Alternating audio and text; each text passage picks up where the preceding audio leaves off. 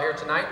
I'm Greg Kenny. I'm the program coordinator here at the museum, and it's my honor and my privilege to get to sort of put these programs together and invite these speakers that we've got. I'm just, well, let me just go ahead and tell you. The gentleman I have standing next to me, our speaker tonight, Colonel Mike Walker, aside from his 26-year military career, has also been a classroom teacher, and he was a classroom teacher of mine while I was in high school. You can imagine that I'm a little bit verklempt this evening, and I hope I pass. So before we go any further, I'll ask you all to please rise, and we'll do the Pledge of Allegiance.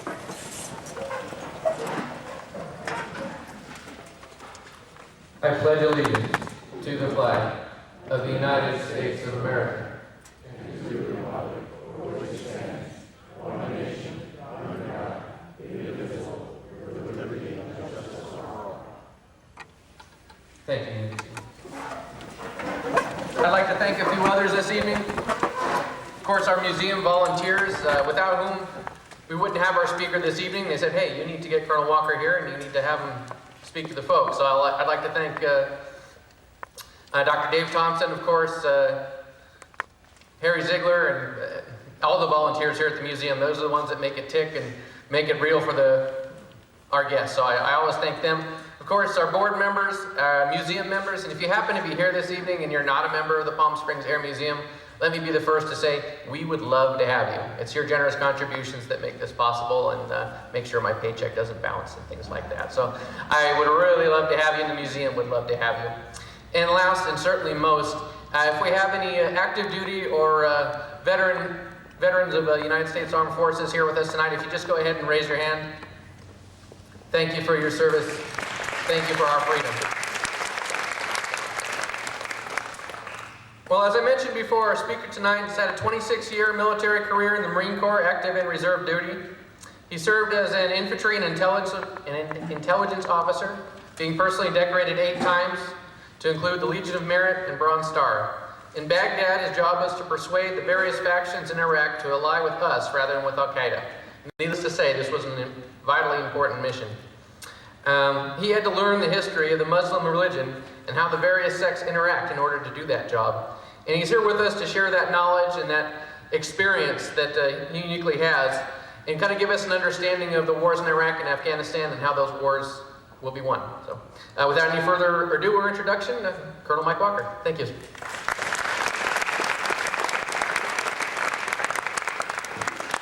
Well, let's see if I can handle 2 moving items at once here. First of all, I really appreciate everyone coming out tonight, and I'll just get started here. First of all, I'd like to dedicate this to Rick Crocker. He was one of my Marines who was killed in action over in Iraq. And I'll tell you a little story about Rick on how we started to realize we're going to win through Rick. The 5 topics, and you've already seen this in your brochures. The reason why I'm covering this is because if you don't understand some of the basics, it's hard to understand the details of what's going on and how we were successful in Iraq and how we can be and will be successful in Afghanistan. Start off with Islam and Sharia. This slide I put up here because this is the starting point for a lot of misconceptions for a lot of people, and if you don't understand how complex Islam is, then nothing else will make any sense. And the reason why I'm saying that is because so many people say, so Muslims this and the Muslims that. Well, that's like saying Christians this and Christians that. Here's what I mean specifically. Quakers are pacifists. Then you've got that crazy Baptist church in Kansas that's sitting there and making a mockery of all the funerals because they're saying that the soldiers are killed because of America's opinion on sexual orientation. So I'm just saying Christianity is a whole spectrum, and it's hard to buttonhole it. Well, the same thing goes for Islam. Islam split into 3 major sects within a few generations of the death of Muhammad, and it was over who should be the leader of the Islamic world. In the very first list there, the Ibadis, the Kharijites, they still exist in the Arabian Peninsula down south. Their argument was that anyone who was a good Muslim could lead the Islamic world, and that only Muslims should be able to pick the leader. Now, the Shia and the Sunnis were the other two groups that went against that. The Shia felt that not any Muslim could be the leader of the Islamic world. You had to be a blood descendant of Muhammad. And Shia is an abbreviation of supporters of Ali, because Ali was a direct blood descendant of Muhammad, and he felt that he should be the leader of the Islamic world. The Sunnis were under the Umayyad family, who had been one of the disciples of Muhammad, and they felt that they were most qualified. And these three groups could not agree on who should be the next leader, and it resulted in a civil war, which I'll talk about a little bit later. And ever since that time, Islam's been split. Now, just to let you know, you've got to know when you're on the ground over there, you've got to know who the heck you're dealing with. If you look at the Shiites aren't united. If you look at that first group, the Alawites, they're often in one place. The Ismailis are Seveners. The Seveners means that they believe in they feel the first 7 leaders of the Islamic world after Muhammad are the most important. The 12ers believe in the first 12. The 5ers believe in only the first 5, and so on and so forth. The 12ers are the dominant, and those are the ones that you'll see in Iran. And so the Imami are the dominant Shia sect that's in Iran. And they are primarily the Usulis. And so even if you're an Imami, there's different groups, the Usulis and the Akbaris. Why does this matter? The Usulis believe in following the Quran and using reason to make decisions in your religious life. The Akbaris believe that you should only use the Quran and the Hadith, the writings of the prophets, disciples. And that's what you should use, and that only. That's a big deal, because the Usuli concept is completely opposed to what Osama bin Laden believes in. Now, he's a Sunni down there, and you see the dark where it says Deobandis at the bottom. He's what's called a Salafi, and you also hear sometimes people mention the Wahhabis. Wahhabi was an actual person. They don't like that. If you really are a believer in that type of Islam, you actually call yourself a Salafist. They would never call themselves Wahhabians. That's a kind of a pejorative term that's used against them. But these are the hardliners. Everybody who's in Osama bin Laden's camp is down there in that Deobandi Salafist Wahhabi. The reason why I highlighted Deobandi is because that's what they call them in Afghanistan. If we were in Iraq, they were Salafists. If you're going to go over to Afghanistan, they're going to be called Deobandis, and you better know that and know that distinction. Then you got the Baha'is, you got the Druze. Some of you may remember that from the troubles in Lebanon. And then the Pur Ahmadis down here, they're the only true real pacifists. They're like the Quakers. They don't believe in using any violence at any time. And they're primarily in India and Pakistan. And they're considered heretics by Osama bin Laden and the Taliban in Pakistan.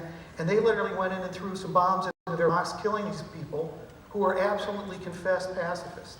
So it just shows you that even if there were no non-believers on the planet Earth, there'd still be all manner of wars and troubles within the Islamic world over all the fights of all these different groups. The one thing I want you to take away from that is that there is no monolithic Islam.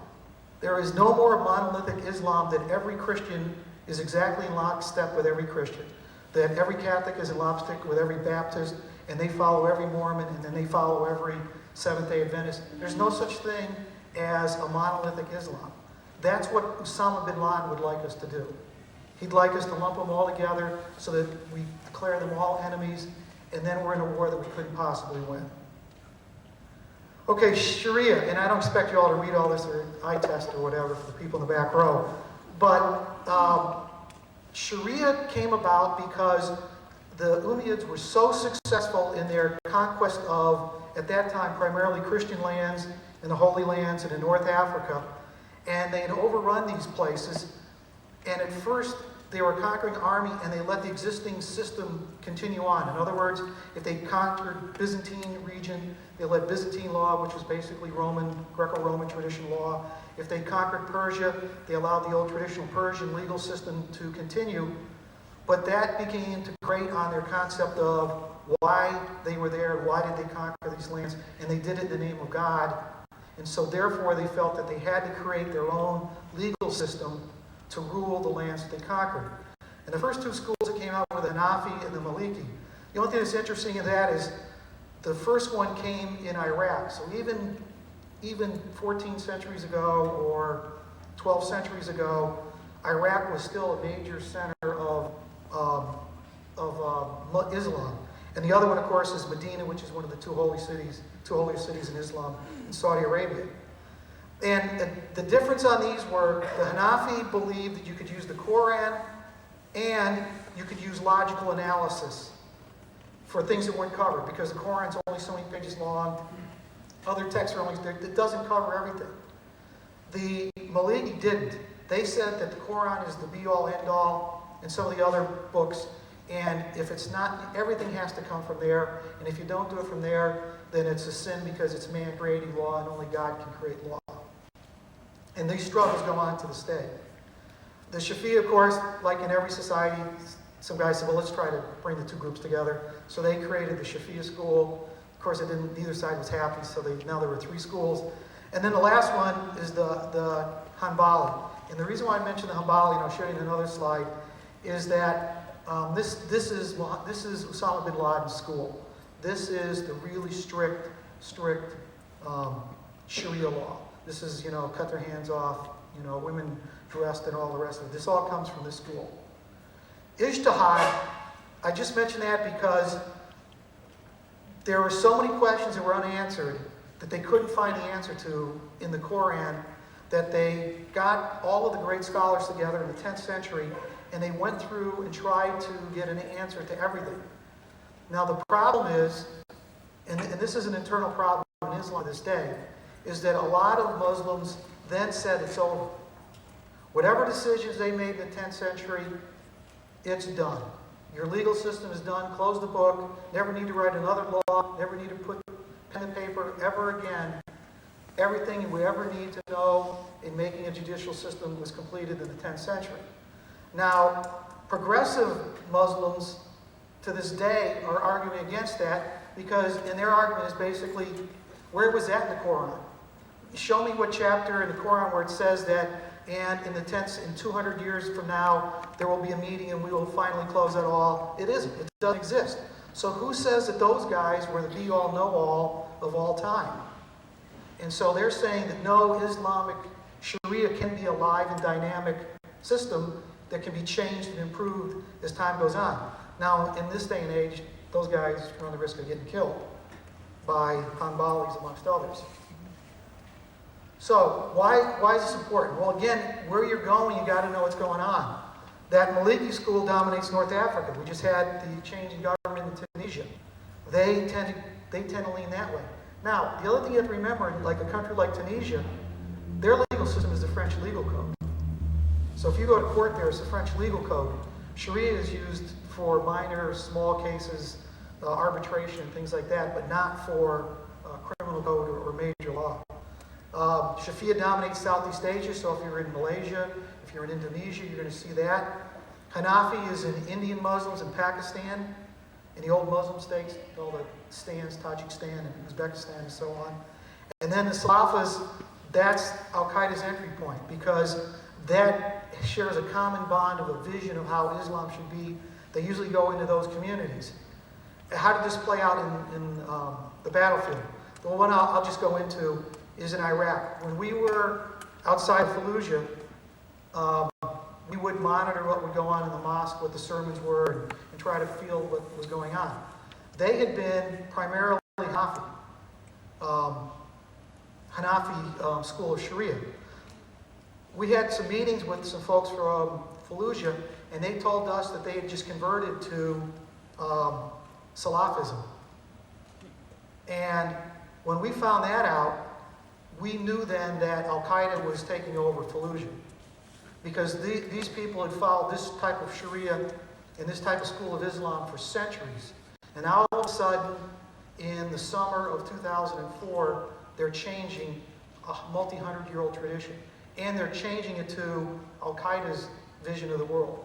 And so that was a real concern for us. That was a good indicator of the success that Al-Qaeda was having in converting people in Fallujah. Now that was all undone a couple months later unfortunately through force of arms. But at that point we realized that Fallujah was a cancer on the fabric of Iraq and was destroying. Now this, I used to be, there were only a couple of us who were lone wolves on this, and we're slowly gaining more and more recruits as time goes on. A lot of us who studied this felt that fitna is civil war. And I mentioned that they had, the first two civil wars were, the first one was when they split up into those three pieces, where the Sunnis went one way, and the Shia went another way, and the Kharijites went a third way. Kharijites always became a very small group, but the Sunnis and the Shia became major branches of Islam. There was a second fitna where they attempted to unify each other. Both sides fought each other, hoping that one would become dominant and reunify Islam, and it didn't work. A lot of us feel that Islam is in its third great civil war, and we are, in essence, collateral damage. They're fighting a war, and we were drawn into it whether we wanted to or not. We had no say in it. They determined that they were going to come to us as part of their civil war. And most of us feel that it started in 1979. It began in Iran when the Shia theocracy was created. The reason why that was so critical is because up until that time, Sunniism was considered the dominant branch of Islam in the world, and Shiism was kind of looked down upon and was like a minor sect. For example, in Iraq now has a predominantly Shia population. When it was part of the Ottoman Empire, Shiism was never recognized as an official religion. If you were Shia, you could never hold a governmental post. If you believed in Shiism, you could never be an officer in the Ottoman army. You could be a soldier, but you couldn't be an officer. Well, all of a sudden, that whole concept got turned on its head. All of a sudden now, the strongest, in terms of theology, the strongest Islamic country in the world became a Shia Islamic country. And it sent shockwaves throughout the Sunni world. And especially the devout Sunnis, because why would God do this? Why did God do this to us? The Shia are not the right believers, but they have their own country. They have created a country that's devoted to God, and we don't.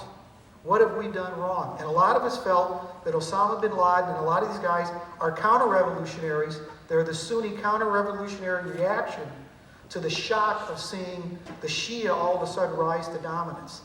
And it was completely unacceptable to them. And as you can see, there was just shockwaves throughout the Islamic world. The 20th of November, the Grand Mosque, the holiest of holiest sites in all of Islam, and Sunni Islam in particular, was grabbed by a radical Sunni movement who wanted to create a Sunni religious government in Saudi Arabia. And believe it or not, the story goes that the first phone call to the Saudi Arabian security forces that there was an armed band taking over the Holy Mosque was from the bin Laden construction company. Because they were doing renovations there, and they said, there's a bunch of guys running around with guns. What should we do? Now, when the Saudis went in there and took those guys, it was brutal. They rounded them all up. They found out exactly what tribes they were from in Saudi Arabia. They took the ones who were still alive to the tribal homeland, had the tribe assembled, and then beheaded them in front of the tribe to tell them, don't ever do this again. So it can be a pretty savage world. There were terrible riots in Islamabad, Pakistan, the capital of Pakistan. And of course, you can see how intensely Pakistan feels about their religion by naming their national capital after Islam. And they attacked the U.S. Embassy, burned down a building, and a Marine was killed there. Some say that was the first American casualty of this civil war. And then, because of that, the Soviets were now afraid that it was going to destabilize their Muslim populations. And then they were concerned that the secular government, the pro-Soviet secular government in Afghanistan was going to fall, and they were going to have a radical Islamic government there, plus a radical Islamic government in Iran. And they were afraid that it would cause much trouble and possible minor civil wars in the Soviet Union, so they invaded Afghanistan as a preemptive measure to stabilize the situation. Then that gave rise to all kinds of things. And that's when Hezbollah, Fadallah he just passed away recently. He was the founder of Hezbollah. That's in Lebanon. You started seeing the radicalization of Muslims in Lebanon. And it's been 30 years. So that's where a lot of us look at this from a perspective of this is a worldwide struggle over what direction Islam is going to go into. Are the Shia going to be dominant? Are the Sunni going to be dominant? Are the progressives going to win? Are the arch-conservative, let's go back to the mid-dark ages group like Osama bin Laden going to win? Who's going to win the hearts and minds of the Islamic world, and where is it going to go? Some of us also think that if, at the end of the day, we think the progressives will win out, and that you may see a renaissance in Islam, where Islam may actually will have a great period of advancement. But some of us are optimists. Like I said, we feel that this is the third civil war. No one could understand this in the 70s and 80s, because everyone was in a Cold War mindset. Everything was economics. Everything was the Soviets versus us. And people who study religions aren't serious foreign policy experts. People who study religion aren't serious political science experts. You just don't do it. That's for some guy in the back room that has a lot of books and wears glasses. But real players talk economics and talk Cold War. And it's hurt us. It hurt us in the Balkans, and it's hurt us around the world with that kind of old Cold War mindset. And like I said before, this is not a war with Islam. We would not have had any successes in Iraq if there weren't great Muslim men who were standing next to us and put their life on the line. Many of them died for our cause. And we could have never succeeded in their country if they hadn't gone with us. So this is not a war with Islam. This is a war against radical extremist Islam. And the majority of the Islamic world, some of us feel, will eventually crush these guys. And we will be on the right side when it ends. And like I said, they felt that in order to create validity in their cause, if they could attack the United States and defeat us, the great non-Muslim power, that would give them great prestige in the eyes of the Islamic world, and then they could rise to rule the Islamic world. That's the thinking behind Osama bin Laden. That's a lot of the thinking that goes on behind Iran. They believe, Osama bin Laden believes that they beat Russia. They believe that the Soviet Union collapsed, and it had nothing to do with the arms buildup and the fact that they went broke because of the Reagan defense initiatives or anything like that. It's all because they beat them in Afghanistan. And they defeated the Soviet Union. God told them that, and now they're going to come after the United States. And after they take down the United States, then they'll be able to destroy Israel, and then they will be the leaders of the Islamic world. And that's basically how they think. Oops, I think I did a bad one. There we go. Let's see if I can do another one. Okay, winning the war in Iraq. I'll try to cover this a little quicker because I want to get to Afghanistan. The protagonists were pretty interesting there. We had the Shia, Muqtada Sadr. He is a complete thug, street punk. I have absolutely no respect for him whatsoever. Unlike a lot of people, even though I didn't like him, I could at least respect what they were trying to do.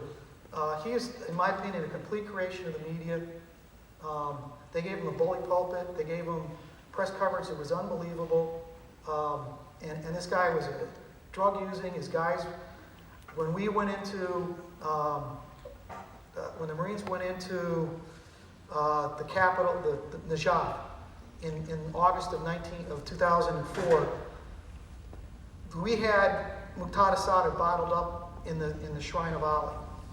And when they eventually surrendered, we found hundreds of bottles of booze that were broken inside allegedly the holy shrine in all of Shia Islam. And there's Muqtada Sadr's Shia warriors, the Mahdi army, sitting there drinking hard liquor to get liquid courage to go out there and have to fight the U.S. and the Iraqi guys out there that were fighting with us. So I have utterly no respect for him. And I have a lot of contempt for the media.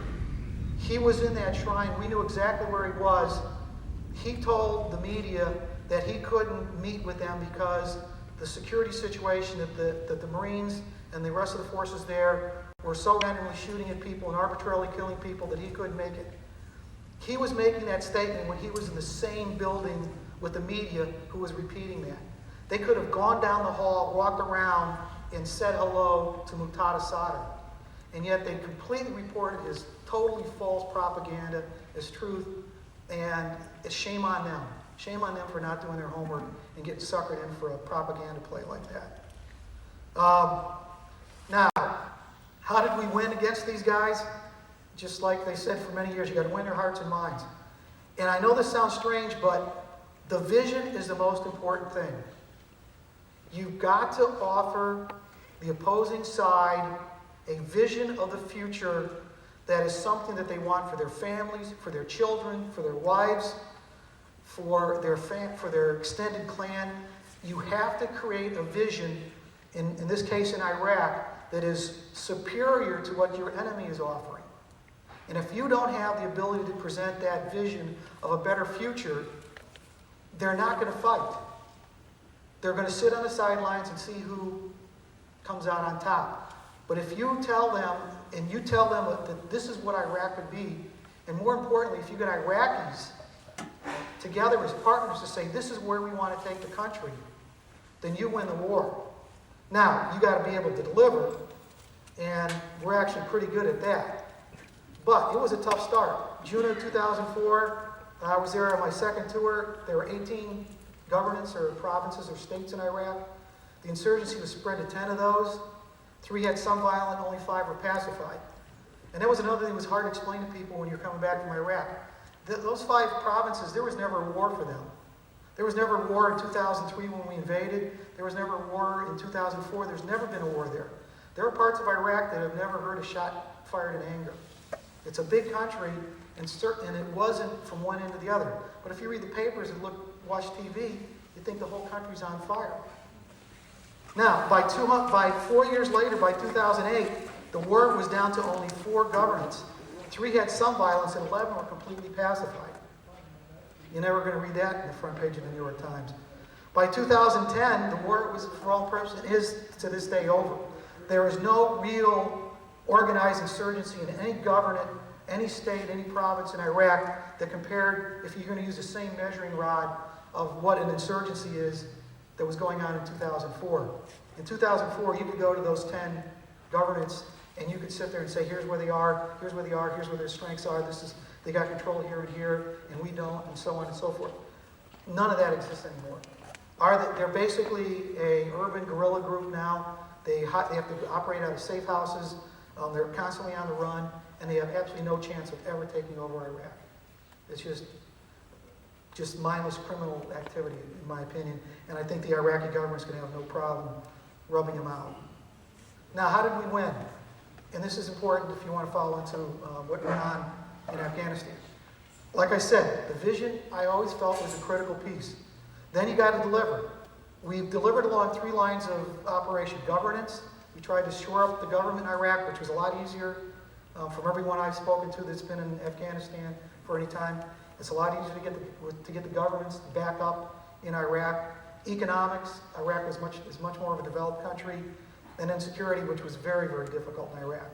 I think I would argue more difficult than it is in Afghanistan. And security was number 1. The big mistake we made in the beginning was we thought we were going to do it ourselves. And even amongst the Marines, we were arguing amongst ourselves over that. There were a lot of Marines that just felt, yeah, we can take care of this, we'll kill them all. And the other group of us felt that, no, the Iraqis have got to take this. If we're going to do this, we're going to be here forever. What we have to do is get the Iraqis to fight their fight in their country so we can leave. And eventually that became the dominant concept. And I give General Petraeus the primary credit for that. I was there in a meeting when he took over. They created a new command to recreate the Iraqi army, which was a mistake, totally abolishing it in 2003. Now, fortunately, Americans, Churchill always said about the Americans, they always get it right after they try everything else. Well, we finally decided we needed an Iraqi army. It was over a year late, but we finally got on with it. And General Petraeus started going out to every province in Iraq to sell that. And I was in the meeting with the Marines when he pitched it. And it was a lonely crowd because there was, at that time, those of us in the Marines that felt that we needed an Iraqi army were in the minority. And my colleagues that I was served with had good reasons. Part of it was because they created these ridiculous Iraqi National Guard and these Iraqi Defense Forces, they were worthless. And the first fight we got in, they dropped the rifles and went over to the other side, and it was a fiasco, and that left such a bitter taste in the mouth of a lot of the Marines that they didn't want anything to do with it. But you can't let a bad experience sit there and say, you know, Iraq needs an army. In Iraq, the army was the most respected institution in the country by the people. Sunni, Shia, Kurds alike, it was the most respected organization in the country. It was the most respected profession in the army. The government was considered corrupt because of Saddam Hussein. The security services under Saddam Hussein were hated. They were feared, but they were hated. And the police were considered the bottom of the bottom. If you couldn't get into the army, you couldn't get into the security services, and you became a cop. And so they were also looked down upon. But the military really was respected. And the sooner we got back to reestablishing the Iraqi army, the sooner we started winning that war. And of course, the last one is the support of the American people. And I'll give you a statistic when we get to Afghanistan that I find disturbing, troubling, and almost a wee bit funny. Understanding Afghanistan. Just the basics. I know we've been there 10 years, but usually when I talk to a lot of people about Afghanistan, it's 10 years of reading gloomy newspaper reports, and they really still don't know much about it. And I keep wondering, why is that? But I keep going for it. 28 million people, that's slightly more than there were in Iraq. Iraq had, or it depends, Iraq had 31 million, but we had millions of people that had gone off to Syria and Jordan. I think they're coming back now, but roughly the same population. Very poor, $2 a day. That could be a good thing, because a dollar goes a long way in Afghanistan. Dollar didn't go very far in Iraq. GDP is $12 billion. To put that in perspective, the education budget in the state of California is about 36, 37 billion. So we spend, for every dollar of their entire national output, we spend $3 on our schools, which is a good thing. The other thing is, the country's been so devastated. Never-ending war. The Soviets invaded Christmas Eve, 1979. The Taliban start their conquest of Afghanistan in 1994. They wrap it up in 96. 5 years later, they help Osama bin Laden. We come in there in October 2001, and it's been war in most of the country since then. Now, a lot of people are also the opinion that Afghanistan is this backwards nation. To a certain extent it is. But to the Afghans, it's not. And to understand that seeming contradiction, you have to understand Afghan history. Prior to the age of sail, the single most important trade route in the world was the Silk Road.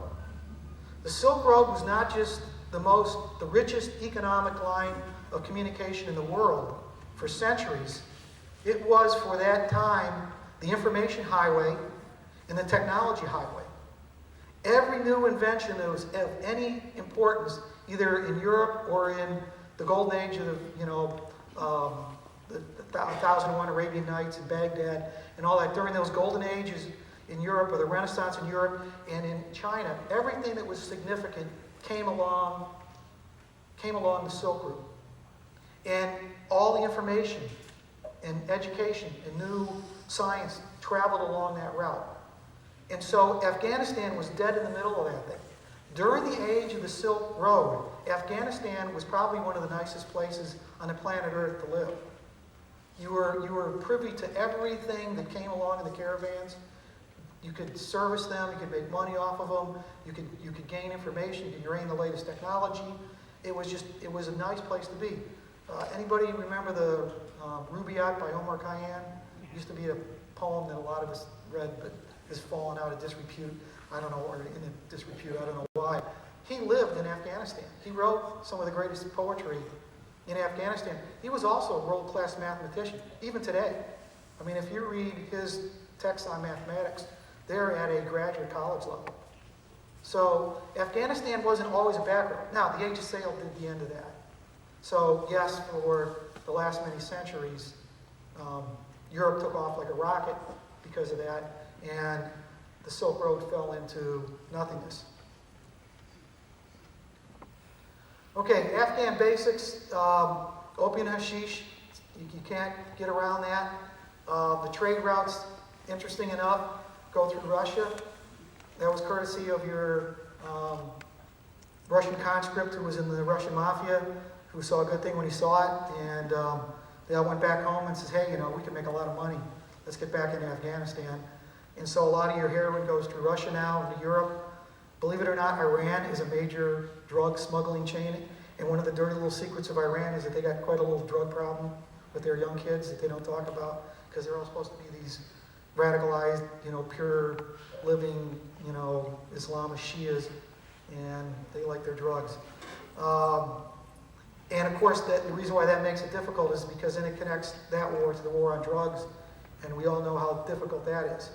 I'm sure most of you know it intuitively, but they just published the reports on how many civilians were killed in Afghanistan in 2010, and it was around 2,400. Well, in Ciudad Juarez, in Mexico, 3,100 civilians were killed there alone. So the drug wars are far more violent than the shooting wars in Afghanistan. Now, this is something that has only come out in the last couple of years. The Russians actually came across this, but they never had a chance to do anything about it. They started doing some geological surveys of Afghanistan, and they realized that Afghanistan is a mineral gold mine, literally gold mine in Kandahar, but in zinc or cobalt, iron, lithium, copper, natural gas, and it's estimated to be in the trillions of dollars. Now, here's what happened. The Russians started doing this, and then they left. So some of the Afghans who had been in Kabul, who had worked with the Soviets, kept all the reports. When the Americans came, the Taliban couldn't care less. When the Americans came in 2001, they showed it to the State Department. It's not just the State Department. They kind of looked at it and said, yeah, okay, and they let it sit there for a while. Then there were some reservists in the military who were geologists and a couple other things, and they came across the reports and they sent it up to DOD. DOD said, holy smokes, so then they got a specially outfitted aircraft with all these sensor arrays on it, and they went out and started surveying it. They're saying that there are trillions of dollars worth of mineral wealth in Afghanistan. This could radically change forever Afghanistan. If you want to talk about that vision of a future, that if you could sell it, if you could sell the Afghans into the fact that they could be one of the richest countries in the region, if they could just stop shooting each other for a while and start working together towards building a better Afghanistan, they could really go places. Afghanistan really has a great potential in the future. I'll back up one little story just that drives me crazy. The natural gas and the oil, they're taking that out of Afghanistan now. You want to know who's doing it? The Chinese. You want to know who's providing security around the Chinese oil producing facility? Us.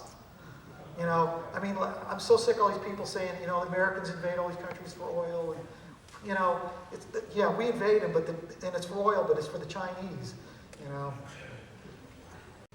Okay, here's another thing, just like all these countries, you know, everyone says, oh, Iran or Iraq, it's got all those different sects, how can they ever get together? Well, here's a look at Afghanistan. It's even more complex than it was in Iraq, and I'll tell you something, if you go over to Iran, Iran's got a map like this too. Iranians aren't unified. There are all manner, there's large Kurdish populations, there's big Azerbaijani populations, there's big Arab populations in Iran. They've got some of these other Tajiks and some others in Iran. They've got their own set of problems with their ethnicities.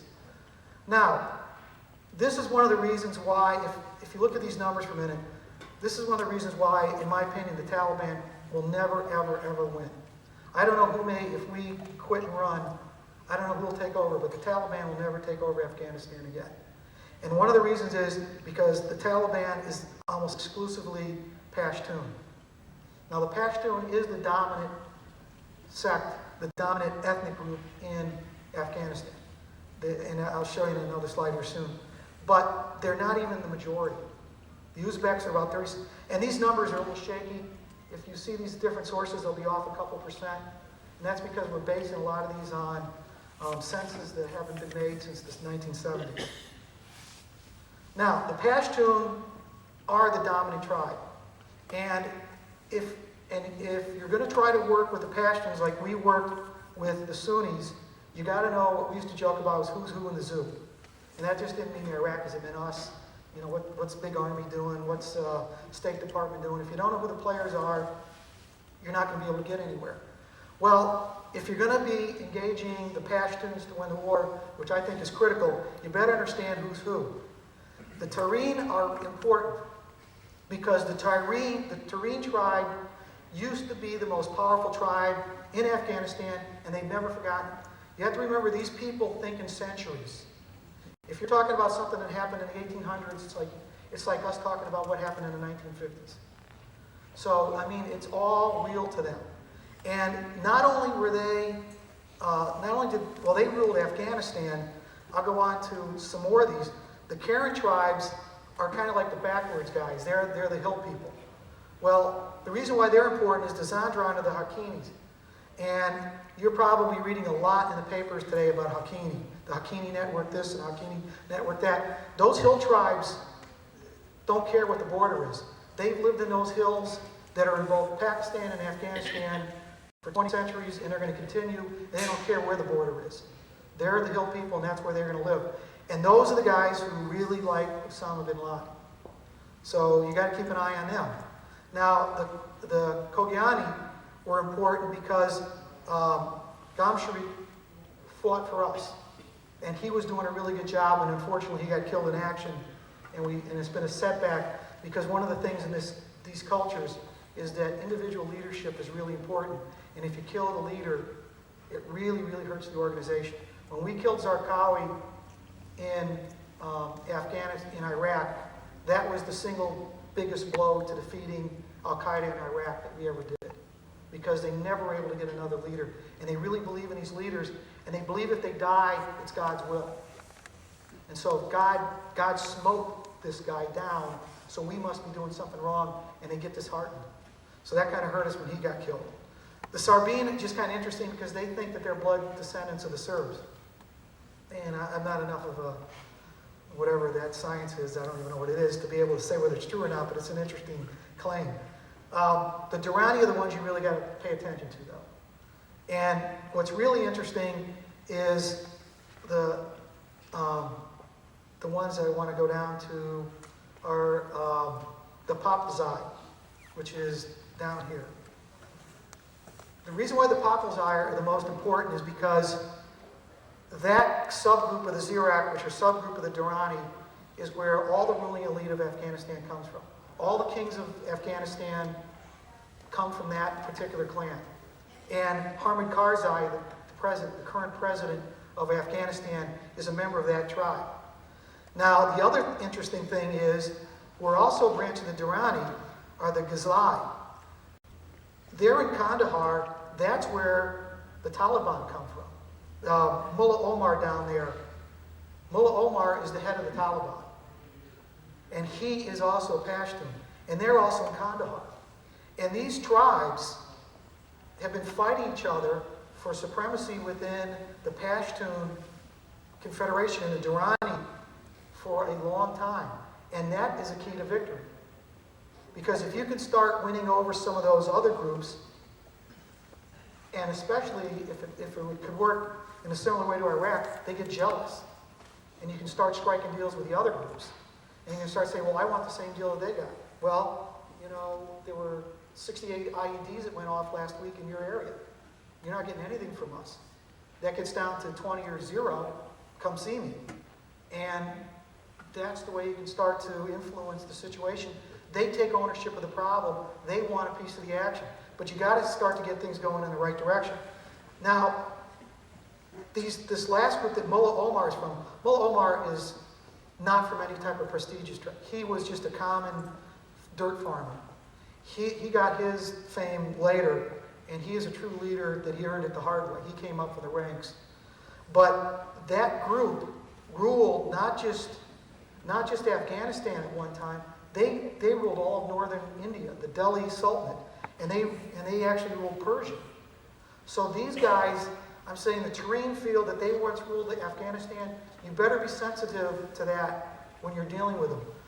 The fact that the Durrani are now on top, you better be sensitive to that fact, and you better be sensitive to all these others and show these people the proper respect for their tribes, because this is not ancient history, this is something they live.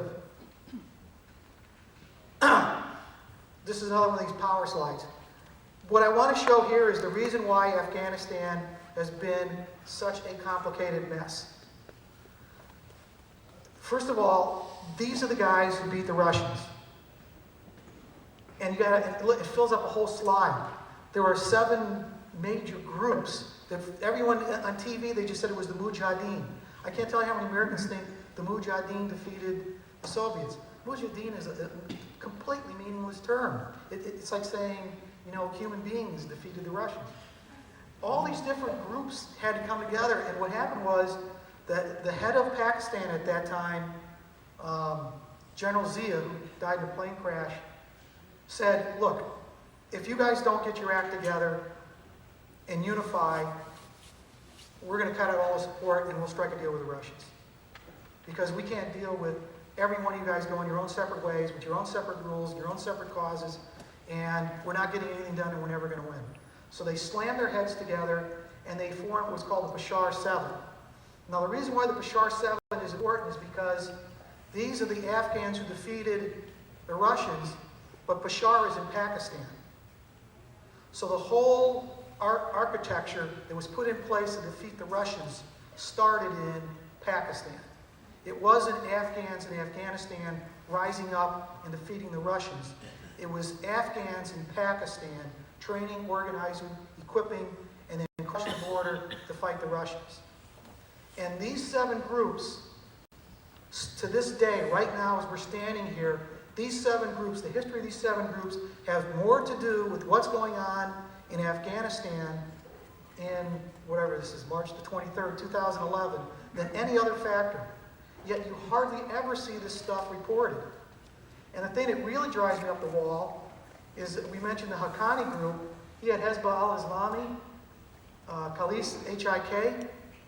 I just read a thing in the LA Times, which is, and I'm not criticizing the LA Times because they do some pretty good reporting on the war in Afghanistan. They start talking about this new guy, Haqqani, who's coming up, like he just showed up. Haqqani was out there fighting the Soviets years before the Taliban ever existed. Haqqani has been around a lot longer than anyone else.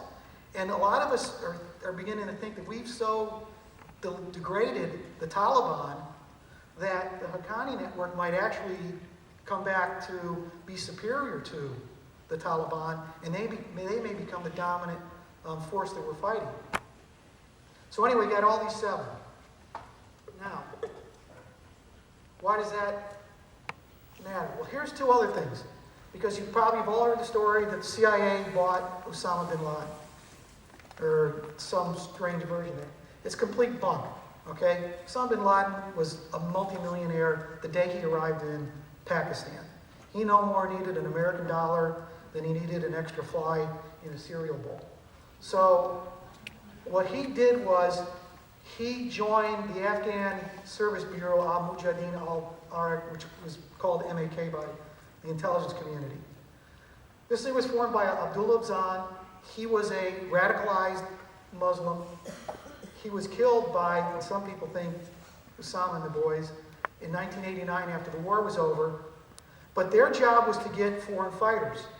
And that's where Osama bin Laden got his smarts. Now, he didn't get over there till 84. It wasn't that he was not avoiding the war that started in 79. He was still a college kid. So it was after he got out of college, he went back and became even more radicalized through religious studies in Saudi Arabia, and then he went in 1984 to Pakistan to fight. But his job was not to lead units in combat. Osama bin Laden is not a combat leader. He's a logistician, he's a strategist. That's what his job was. He was a recruiter. And Osama bin Laden was great at raising money. Now, after the war was over, that became Al-Qaeda.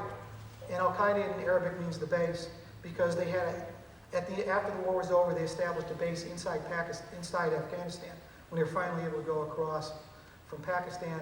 And that was where they were all located, and they always talked about, we're going back to Al-Qaeda. Now, look at the timeline on this. The Soviets began their withdrawal in May of 1988. Al-Qaeda is created in August of 1988. If you don't think they watch when somebody leaves and declares victory, you're wrong. When the Russians left, that reinvigorated all of the radical Muslims around the world. And like I said earlier, they believed that they defeated the Soviet Union. There is no Soviet Union today because of these guys. Now, I consider that complete bunk, but they believe it to the heart of their hearts. Now, in 1982, well, and another thing is people, again, say that, and please bear with me, this is not about Islam. I have a number of friends who put their lives on the line for Muslims, and I can't tell you how much I respect them. But these guys are extreme nutcases. I know I'm not supposed to use derogatory terms like that, but when we captured, this was actually captured in Bosnia, in Sarajevo, one of the computers from an Al-Qaeda cell there, and it said, and I just paraphrase it, but Al-Qaeda is an organized Islamic faction. Our goal is to live in the world of God and to make his religion victorious. If anyone ever tries to tell you that Al-Qaeda is not a religiously driven organization, they're lying to themselves, and maybe they've convinced themselves, but don't let them lie to you. Okay? It's all about religion with these guys. And it's all about a sick, perverted version of Islam.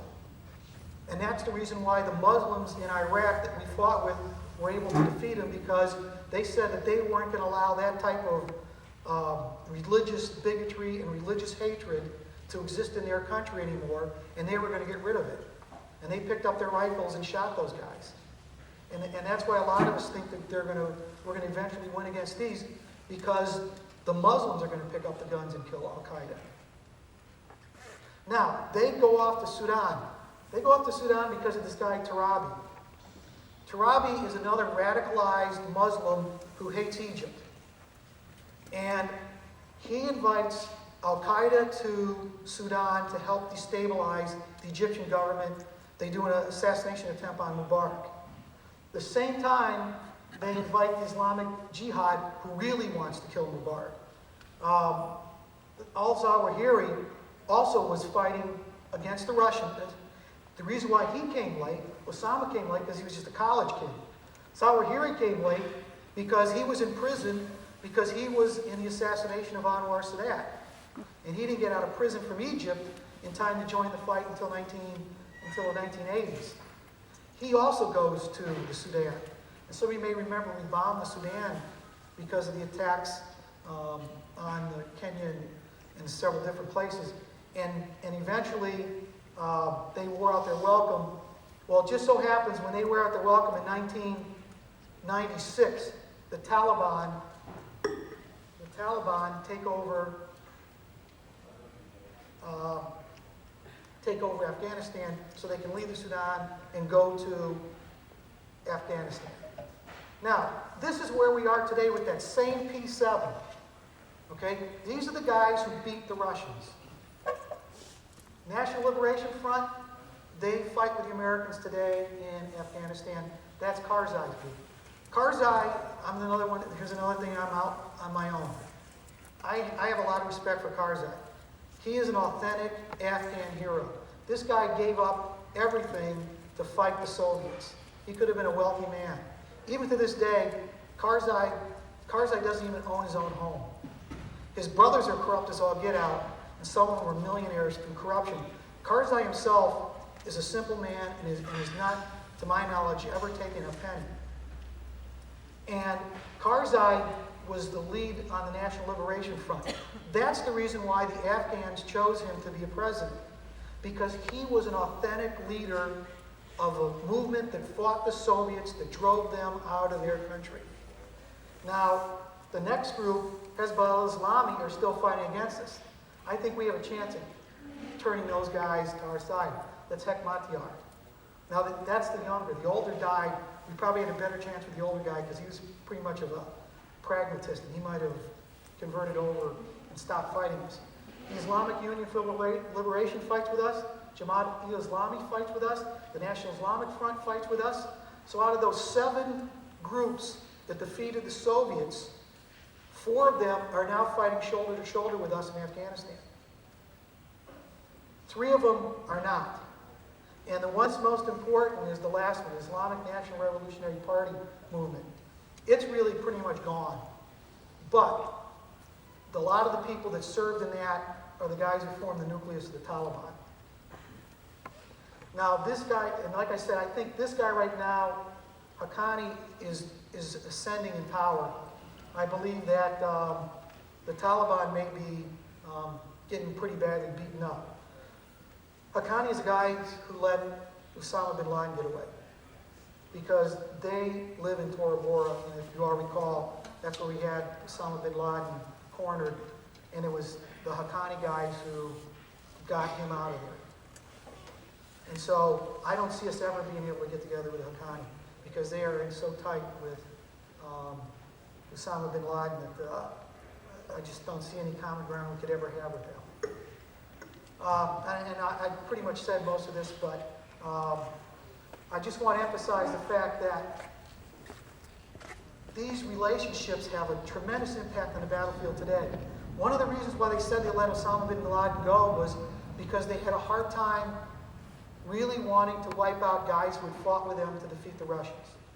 Even though I'm against you today, there's still that band that, once upon a time we fought shoulder to shoulder to defeat the Russians, and I don't know if I really got the heart of hearts to kill you. I'd rather you would just go away and disappear. And so there's a little bit of lack of that killer instinct against some of these guys because they had once fought together. And it's a difficult, and it's something you have to respect. The other thing I just want to emphasize is the relationship between Osama bin Laden fighting the Russians and us fighting the Russians was my enemy's enemy is my friend. We had no relationship with Osama bin Laden. He didn't like us and we didn't like him. The only thing we liked was they killed Russians and we were helping to kill the Russians, and we served the common end. We never had anything in common with those guys. And I won't go into it, but now, like I said, the rise of the Taliban has scrambled all these relationships, and it's made it kind of difficult to close it out. I think eventually the only way they're going to close this out for most of them, save the hardcore Taliban, save the hardcore Haqqani network, is they're going to have to reach an understanding amongst themselves that they don't want to fight anymore and they want to move forward. Now, who are the Taliban? And here's another thing, don't let anybody cook you on this. The Taliban did not exist during the war against the Russians. There's no Taliban fighting the Russians. They didn't even start to form until 1994. The Russians left in 1980 something, 1988. There were no Taliban fighting the Russians. We've got most of the guys who were fighting the Russians with us. At the end of the war, Mullah Omar and those guys all went back home, and he's from Kandahar. And the Pakistani army used to hire those guys because all the traffic that goes into Russia and goes into Iran gets hijacked. It's been banditry for thousands of years. So they would hire the Taliban guys to be guards on the convoys. And the Taliban, they got money, we got work, and got better and better at their fighting. And they struck out on their own in 1994. The commanders were drawn from madrasas, the teachers, not the students. Recruits were a lot of the students. That's hence the name Taliban religious students. And they started getting funding, and one thing led to another. And the next thing you know, the Taliban are a force to be reckoned with. And in October 1994, they decide that they're going to start taking part of Afghanistan. And they take Kandahar, and they take that in November. A year later, Iraq, which is the second largest city in Afghanistan, falls. And then they just keep going and going. And here's the old groups. HIG, which is Hek Matyar, was trying to defeat the Taliban in 1994. In 2011, he's allied with the Taliban. So I'm saying, these alliances can sometimes be a little fluid. They finally seized Kabul in 1996. December 1996, Al-Qaeda arrives. And so does Islamic Jihad. And then they join together. So, and it becomes part of the Afghan army. Their 055 brigade is Al-Qaeda. And then UBL pledges allegiance to Mullah Omar. Again, Mullah Omar is the head of the Taliban, and he has one of his sons marry his daughter, which is the tradition there, to seal the relationship. So there's no way you're ever going to separate Al-Qaeda from the Taliban. So that means that we're going to have to destroy the Taliban. Now, we come in, and this shows you why I feel that the Taliban are never going to take over here. It took them 2 years to take the country. We arrive in October. September 11th, this is the attack on the World Trade Centers, the Pentagon. Within a month, we land in Afghanistan. By November 2nd, 5 weeks later, we take Kabul. Before Christmas, we take Kandahar. And Al-Qaeda Brigade was basically wiped out in Afghanistan by Special Operations Forces by March of 2002, and everyone runs across the border into Pakistan. Now, this one line I'm talking about here, and we'll get to the end of this for those of you who are like me, can't take anything for more than like 45 minutes.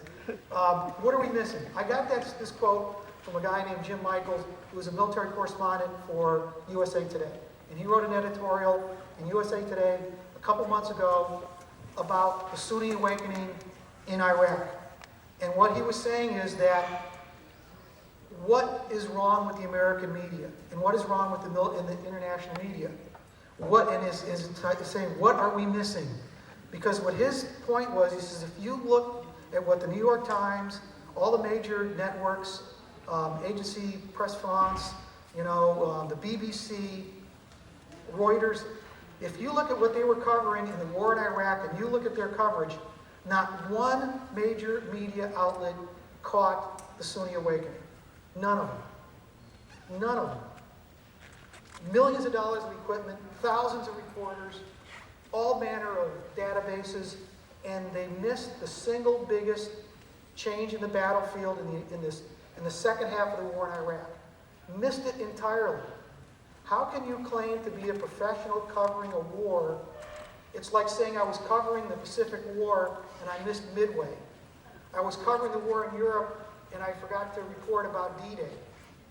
How could you possibly have missed the single biggest change in the battlefield and not have one word written about it? And this is a professional journalist saying, what are we missing? And he's saying, what does that mean about our reporting in Afghanistan? What are we possibly missing about the war in Afghanistan? And my argument is, most of it. Okay? How many times you hear about, the Russians died, graveyard of empires, and all the rest of it? Well, let's look at that for a second. Here's what happened to the Russians, and here's what's happening with us. Okay? Back then, there were about 150 to 250,000 mujahideen fighting the Russians. And with the Russians, about 25 to 40,000 Afghans were willing to fight with the Russians. What's going on in Iraq today? Most of the open source intelligence reports say that the Afghans against us, the Haqqani, Hekmatyar, and the Taliban, are about 30,000. Well, what the heck happened? My God, you guys had 200, the conservative figures put it at 150. Less conservatives say you had 250,000 Afghans fighting the Russians. How come you can only get 30,000 fighting us? And nobody really wanted to fight with the Russians. They started off with 40, and they usually went down to 25. We've got 130,000 Afghan soldiers alone fighting with us today. And I think actually, here at the LA Times, I think that's up to 140 now. So this isn't the Russian. When the Russians were there, no one would fight with them, and everyone was fighting against them. Now that we're there, no one wants to fight with the Taliban. Everyone wants to fight with us. That's a complete 180 degrees out of the reality on the ground. The Soviets suffered 10 times the number of casualties. They suffered 7 times the number of wounded, 50 times the number of fallen due to illness. They've lost over 600 tanks. They lost over 600 tanks. We've never lost a tank in Afghanistan. They had 1,500 APs lost. We've lost about 10. 450 aircraft shot down, 300 helicopters, and we've lost 15 helicopters in 10 years. So I'm just saying, the Russians were getting their butts kicked over there, and they had to get out. They couldn't get any support from the Afghans. The size of the army went, you got to remember the day they crossed the border, this was about 0. So the guys fighting the Russians went from about 0 to at least 150,000 guys. We started out fighting about more than that. The Taliban army was bigger than 30,000. They're not what they used to be. So, you know, why is the media missing that? Why is the fight harder now? Well, one is that Al-Qaeda realized that they had lost in Iraq and started surging into Afghanistan before we started surging. They surged about 2 years ahead of us. They called it quits in Iraq. And you can see the reports on that if you talk to some of the guys that can talk about some of the open source reporting. The number of foreign fighters that were crossing the border from Syria dripped down to nothing. Because they said, we're not sticking more guys in a losing fight. We're going to start redirecting them over to Afghanistan. That's where we're going to make that the main battlefield. We're calling it quits, we lost. Now, that's not how it used to be. Because in 2005, Al-Qaeda declares the war in Iraq the greatest battle of Islam in this era. And the Dullah, who was the head, declares that we fight for the Iraqi Mujahideen. In 2005, they thought they were going to win in Iraq. In 2005, everything was going into Iraq from Al-Qaeda. The money, the resources, the equipment, the weapons, the people. By 2007, they knew they'd lost the war. They started sending guys to Afghanistan. That's one of the reasons why the fighting in Afghanistan became tougher and the fighting in Iraq became easier. The second thing, as we talked about earlier, drugs. Once you start going after the drugs, you're going after big money. And you're going after a lot of powerful people that don't care about wars or religion or anything. They care about their illegal, illicit trade. And that kind of stirs things up. And it's hard to deal with. 1 acre of wheat for an Afghan guy, you can make about $400. 1 acre of poppies, you make $1,500. So guess what you're going to grow? You're going to grow enough wheat so you can eat, and everything else is going to be poppies. And then the last thing is, we basically wrote off, for whatever reason, it was a mistake, it was a big mistake, we wrote off the Taliban's homeland. We never went into Kandahar.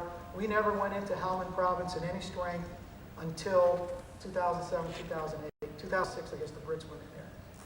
So we basically gave them 5 years to make southern Afghanistan into their stronghold, and that's one of the reasons why things are more difficult. If you're going to go fight the enemy toe-to-toe, you're going to be in the soup. How do you win? First of all, make sure you ask the right questions. Why isn't Al-Qaeda in Afghanistan anymore? How did that happen? Why did it happen? What's keeping them from? We are. We're the ones that are keeping Al-Qaeda from trying to get back in and plan another 9/11. Draw the right lessons from the Sunni awakening. You can't buy these guys. You can't bribe them. It's not going to work. And it never worked in Iraq, and it's not going to work in Afghanistan. You've got to have that message. If you've got the message, then you commit resources. That's not bribing someone. That's saying, what do you want for your community? How can we do this? How can we together make your community better? Do you want better roads? Do you want fresh water? Do you want us to bring in a sewer system? What do you guys want? And let's work together to do it. That's not bribing people. That's working towards a common future. And we got to marginalize the Taliban, which I think we're being fairly successful. Winning by default, there's no such thing as a pure military victory. I agree, applies equally to the enemy. They're not going to be able to win with rifles or RPGs or anything else. And I'm also seeing, and you're seeing the Taliban commit the same mistakes that Al-Qaeda did in losing Iraq. The first one is they always try to kill off the elections. It never works. And all you do is expend a lot of resources, lose a lot of guys killed on the battlefield, and you've got nothing to show for it at the end of the day. The next thing is that they've switched over to killing civilians. When we saw Al-Qaeda in Iraq switching over to killing Iraqi civilians, as horrible as that is, we knew we'd won the war. Because they knew they had no chance at all of killing us, defeating us in the battlefield, and now out of desperation, they were going after the civilian population. And desperation is not my term. It's Human Rights Watch. That's a quote from Human Rights Watch that's saying that what the Taliban is doing now in Afghanistan is an act of desperation. They're now killing 75% of the civilians. And that is the road to failure. I know there's been a lot of controversy about the rules of engagement. The rules of engagement have helped us win that war. When you stop accidentally killing civilians, that's priceless. When the Taliban start killing civilians, that's a nail in their coffin. They can't lick us in a fight. I won't go into that, but any of you guys who are veterans out there, especially if you're in the ground side of the house,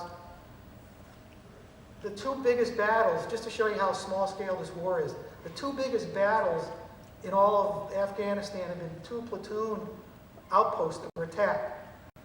Do you know how many friggin' company outposts in Vietnam were attacked? I mean, you probably couldn't even list them all.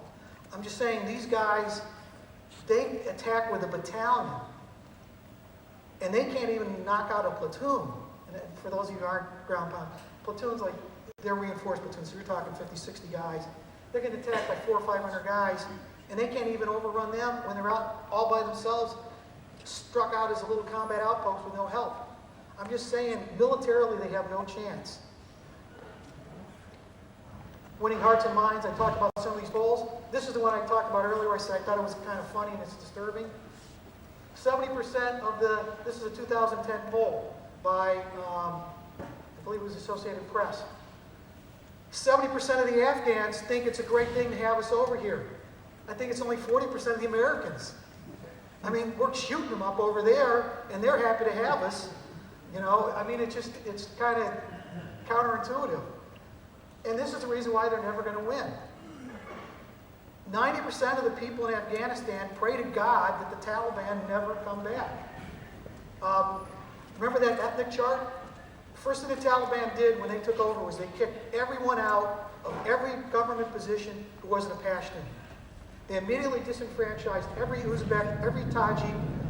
Almost 60% of the population was immediately disenfranchised in their own country. They were declared second-class citizens by the Taliban. They're never going to win those guys back.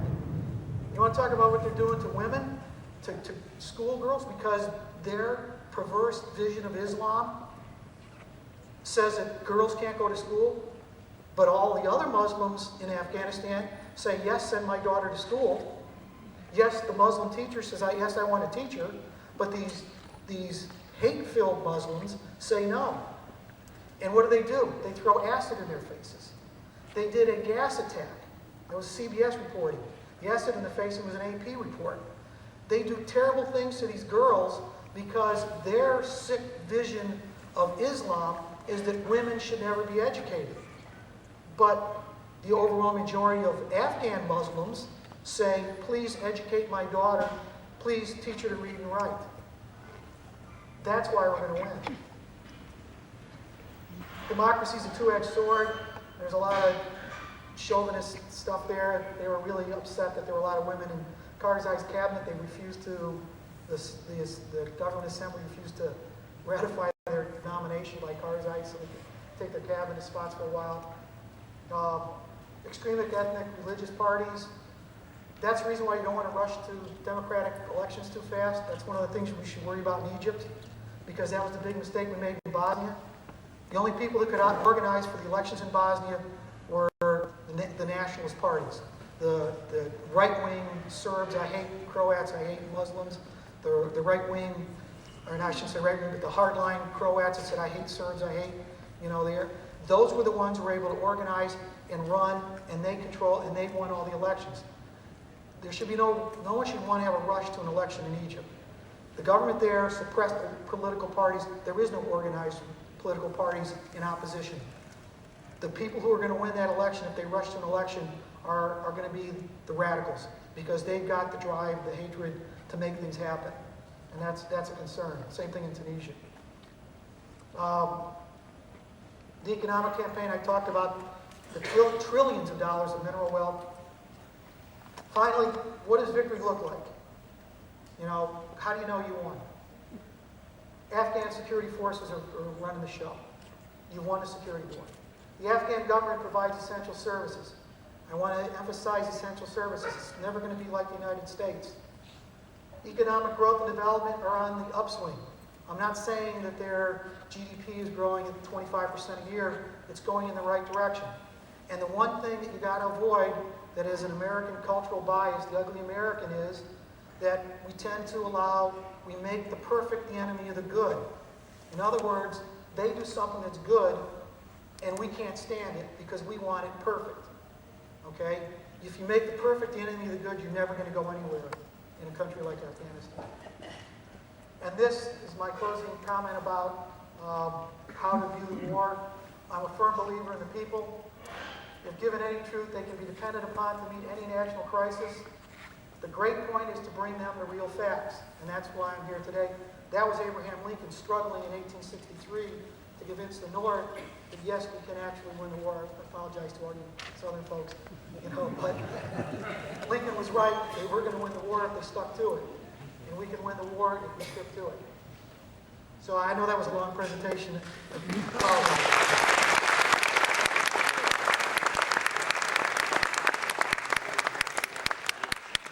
I don't know about you folks, but when I watch the news, sometimes it is a little disheartening, but I know I sleep better at night knowing that our American military today is made up with people such as Colonel Walker. Thank you, Colonel Walker.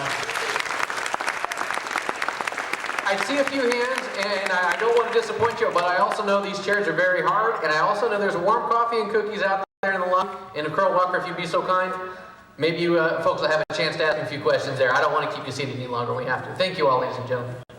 I agree. If you guys want to go grab a break, or I know I'd like to maybe sit down for a couple minutes, but I'll stick around as long as you want, and I'll answer any questions you have.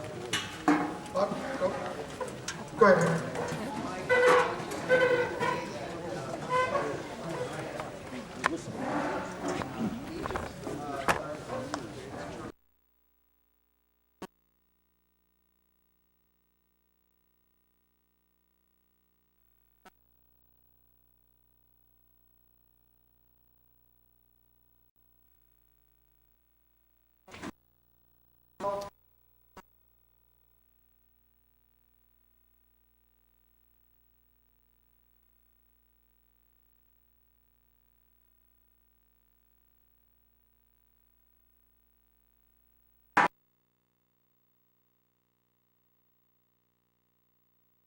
Those kinds of things don't happen because a couple of those incidents like that did happen in Iraq, and they always happen in war. And if it's true, those guys are going to face punishment. And that's something I'd like to point out. I've been a pretty good guy. I've only spent one night in prison, and that was in Abu Ghraib.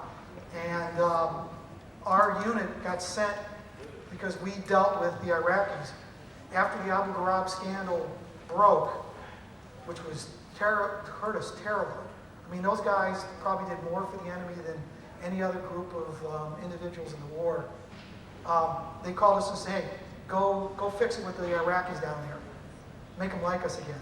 So I ICER, and we got a bunch of guys, and we sent them down there to start working with the Iraqis. But just to let you know about how to put that stuff into perspective, if you probably Google Abu Ghraib, I don't know how many hundreds of thousands, maybe millions of hits it'll track. Go down the road 25 miles to Fallujah. We uncovered Al-Qaeda's prison camp in the industrial park, which was in the southeast corner of Fallujah.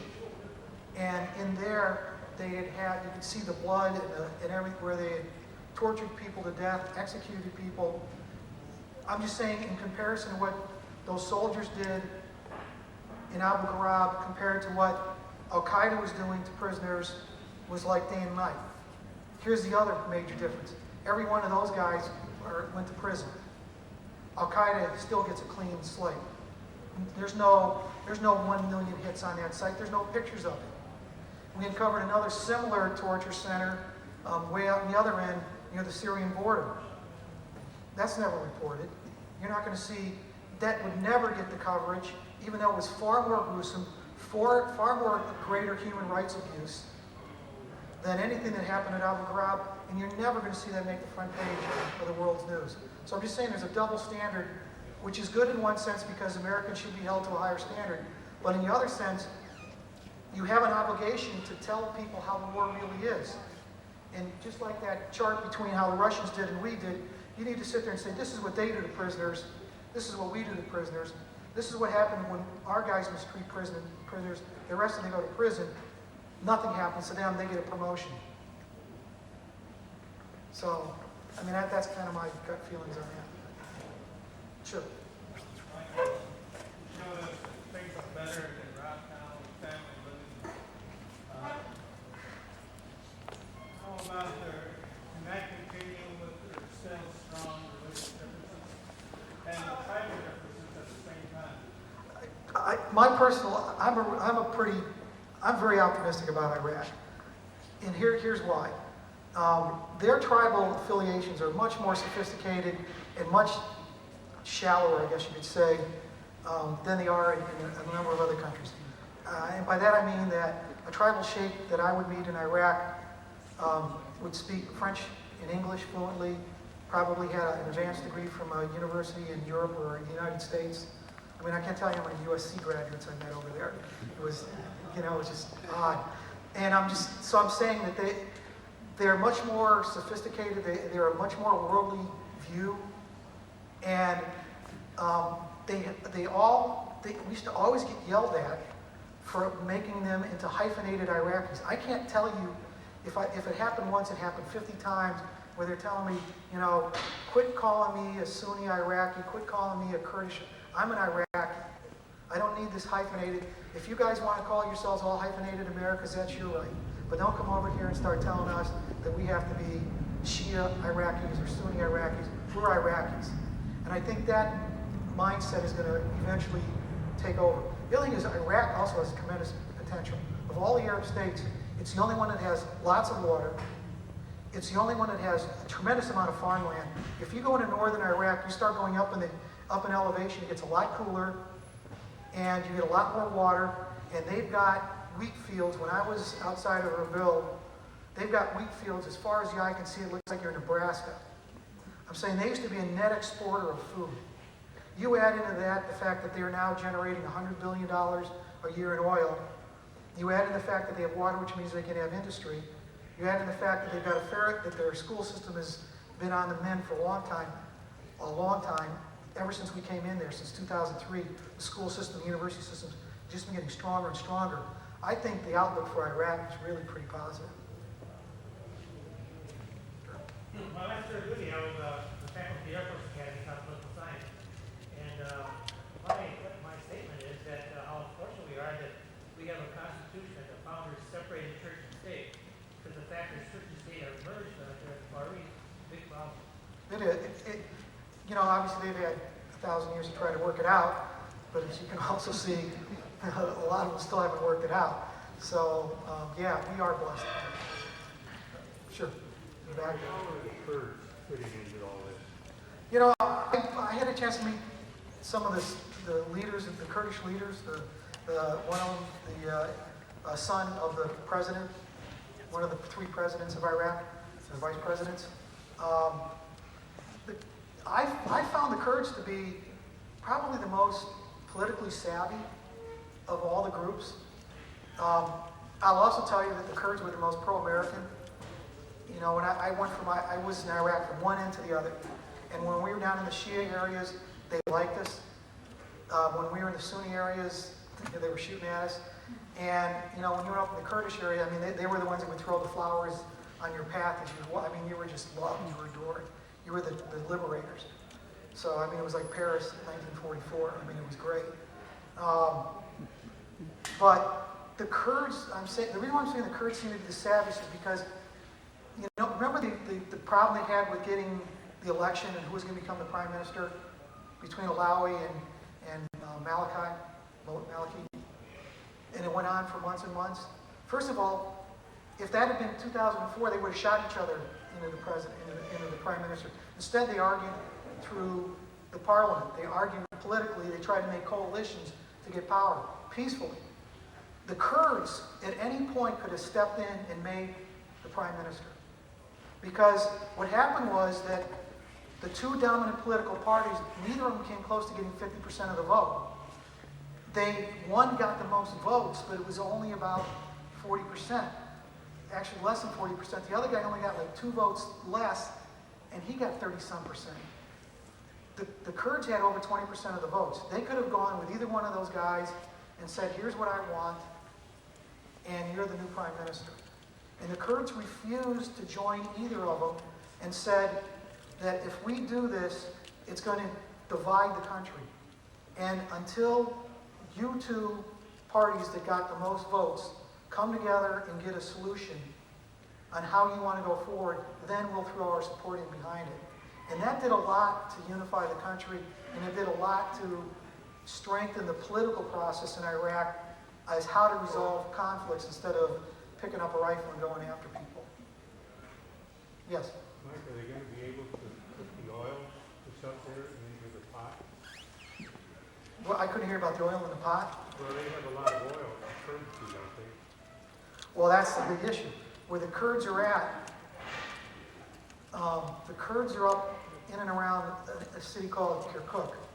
And Kirkuk is where one of the biggest oil fields in all Iraq is. I mean, if you drive by there, it goes on for miles. It's like West Texas. It's more intense than West Texas. It's incredible.